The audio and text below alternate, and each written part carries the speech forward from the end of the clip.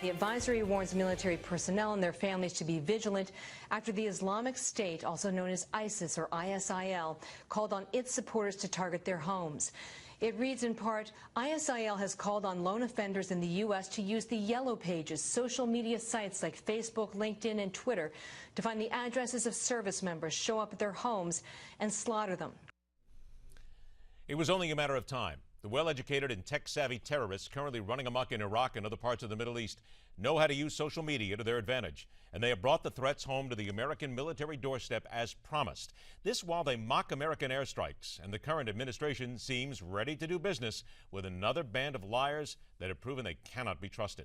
Some sense and order, if you please. Let's welcome back to MidPoint Senior Fellow at the Center for Advanced Defense Studies and former Lieutenant Colonel in the U.S. Army, Tony Shaffer. Lieutenant Colonel, pleasure to see you again. Thanks for having me on. Good to be on it. Here we go, Tony. Air Force, the Air Force father and a son targeted online by ISIS followers. This after ISIS came out and told their people, lone wolves, if you will, to use whatever forms possible to bring the terror home to Americans. Is this just another note that we have to swallow, that they're doing things, they're getting away with it, and there's really not much we can do at this point to stop this? We've pretty much just got to swallow it and then go after them.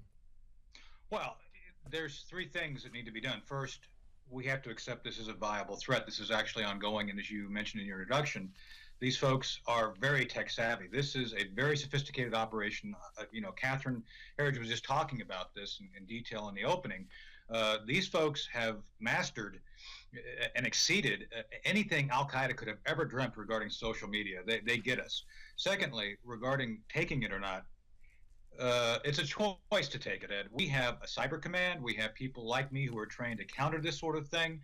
There's a choice being made at the policy level to not address it, which is to me totally unacceptable by the fact that, as you point out, this has been brought home. It's going to be brought home. It's going to continue to be brought home. Point.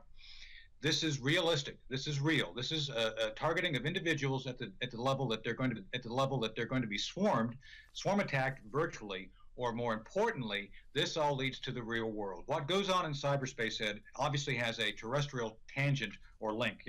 I'm sitting in a room, even though we're talking virtually, and I'm in a physical location. So just a matter of time before these guys figure out how to use all of that social media you just mentioned to be able to track someone down physically. And then those who are physically close in proximity on the ground, either self-recruited, self-radicalized, or jihadis who are sent back in, which I do believe are coming, will be able to target these folks. And this will create a real terror atmosphere within our nation, and that's what they want. Is it more about creating that atmosphere of terror and perhaps not really having someone here? Because let's kind of play the other side of this as well. Right. Throw it out there on social media, scare the people. That basically does everything we need at that point. We don't have to actually go in there and be physical against him, but this delivers the message. Isn't it fair to say that that's a good possibility too? The first step, absolutely. I do believe that this is what they want to do. Obviously, terrorists terrorize. That's the purpose. With that said, Ed, I think this is but one step forward to a larger campaign of real terror. One of the things that's been noted, several of my British contacts have told me this based on their direct contact with ISIS members, is that ISIS intends on essentially operations which will allow for suicide bombers, or in this case, people who will go attack an individual or a military member and know full well they may not come out of it alive, but they're going to make the point. So in these operations, obviously the individual conducting the operation knows full well they're not coming back. It's essentially their form of giving their life over to their God.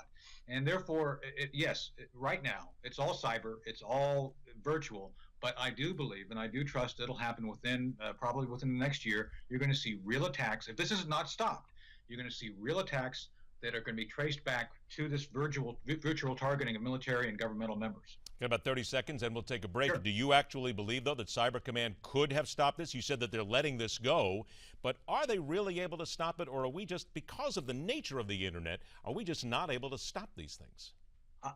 Let me give you an example. Cyber Command, before the WikiLeaks leaks, had traced down to every server on the planet the location of all the data. They chose to let that data be released by Assange and company. So you tell me, if we could do that, we could probably trace down pretty rapidly where all these people are in real time. I don't want to get into classified, Ed, but yes, we do have capabilities that we're not even touching right now that could be brought to bear on this. It's a policy choice to not do it. Okay, after the break, stay around, Lieutenant Colonel. We're going to spin to another Middle Eastern game and delivers little more than hot air. And later on this hour, automakers promise and deliver more glitzy high-tech for the inside of your car, making it more likely you will be slamming into the back of a truck when not paying attention. And this is not about texting. This is about your entertainment systems as well. Stick around. There's more to come right here on MidPoint.